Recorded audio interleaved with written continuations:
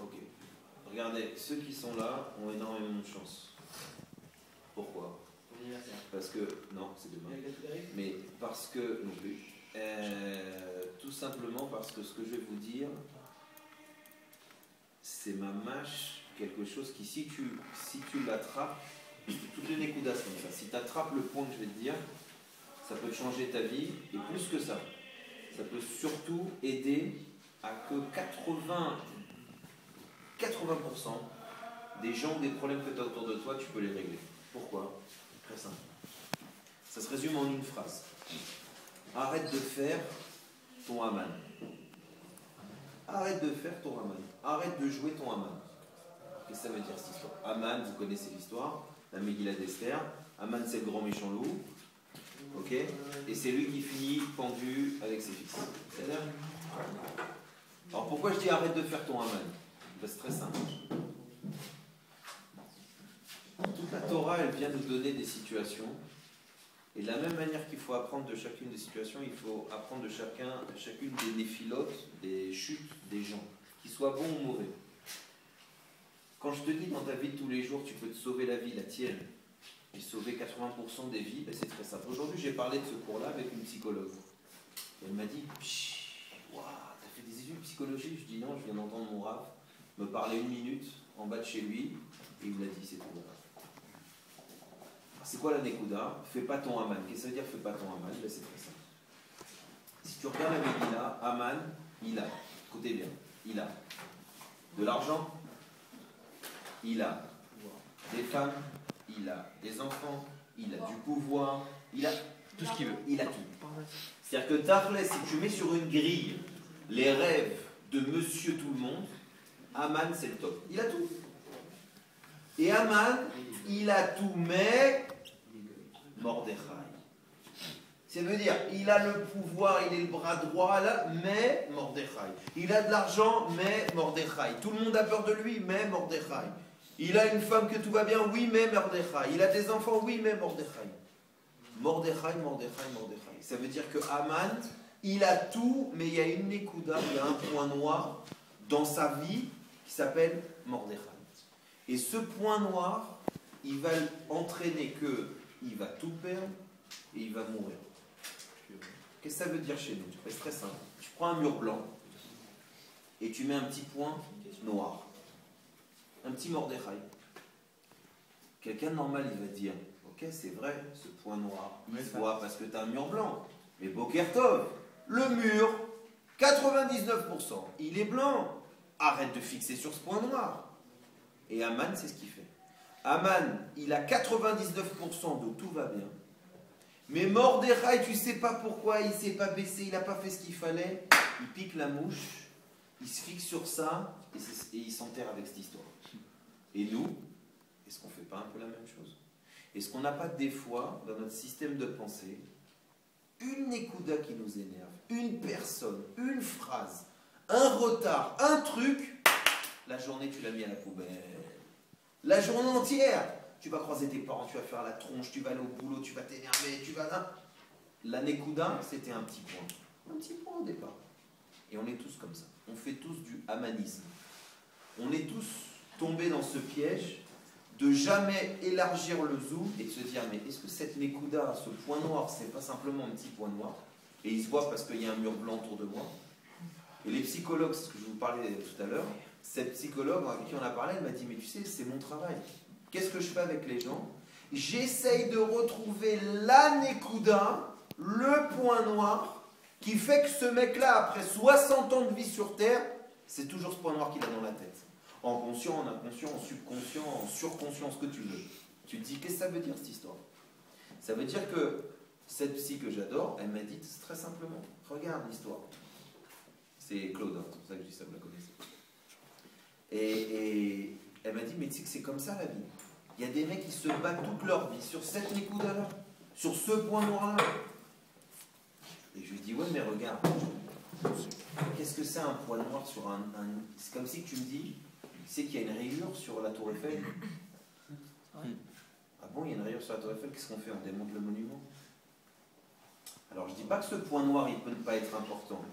Je dis pas que ça peut gâcher, etc. Mais attention, fais pas du amanisme.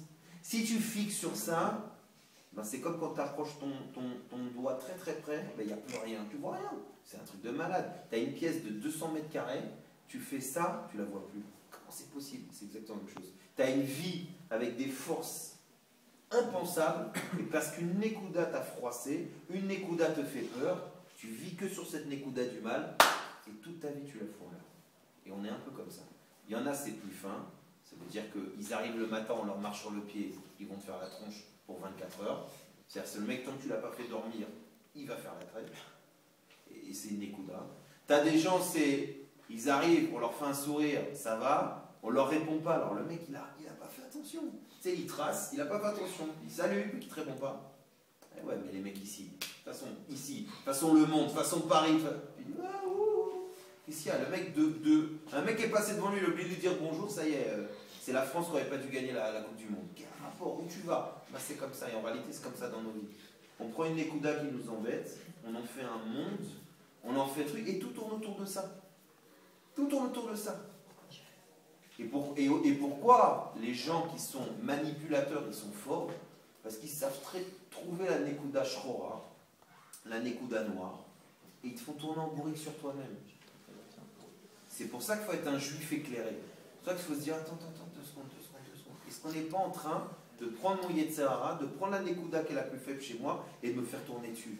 Et moi, qu'est-ce que je fais? Je suis comme un chien qui tourne autour de sa queue parce que ça l'énerve. Pourquoi? Voilà. Parce qu'on connaît ce système. Et il y a des gens qui connaissent ce système et qui l'utilisent. Qui l'utilisent mamache contre. Contre qui? Contre nous. Contre soi-même. Alors c'est vrai qu'il y en a qui n'ont pas besoin des autres. Il y en a qui le font tout seul. Donc il y a des gens qui tout seuls tombent dans ce piège. Tout seuls. Ils ont décidé de dire... il y a des gens, c'est une chita, tu vois. Les gens, c'est une chita. Il y a des personnes qui ont créé leur manque. Qui ont créé leurs problèmes. Tu comprends? Alors maintenant, évidemment, pourquoi je vous dis ça? Parce que si le mois d'Adar, il reste pas encore... Ouais. Bon, pourquoi je vous dis ça? Parce que si le mois d'Adar, c'est le mois de la Simcha, alors pose-toi la question, pourquoi je ne suis pas sa mère?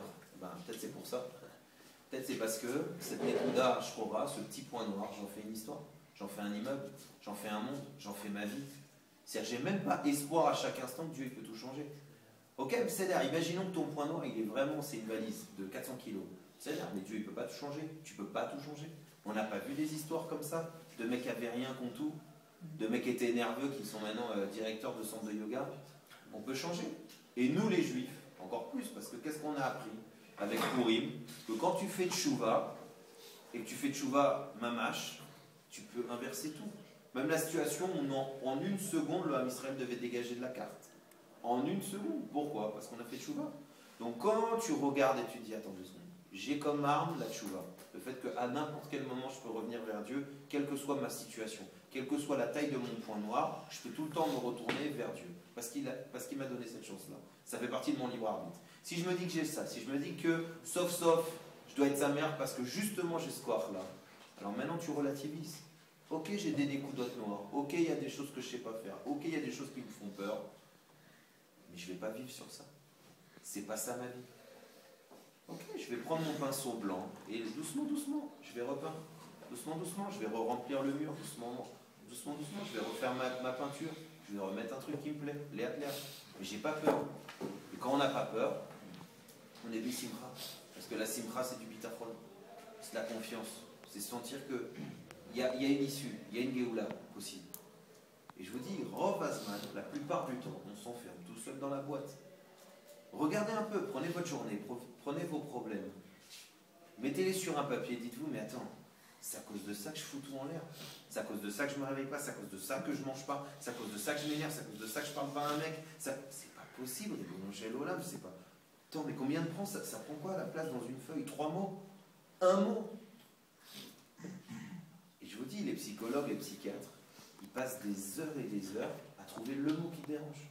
Il y en a, c'est autorité. Il y en a, c'est papa. Il y en a, c'est chien.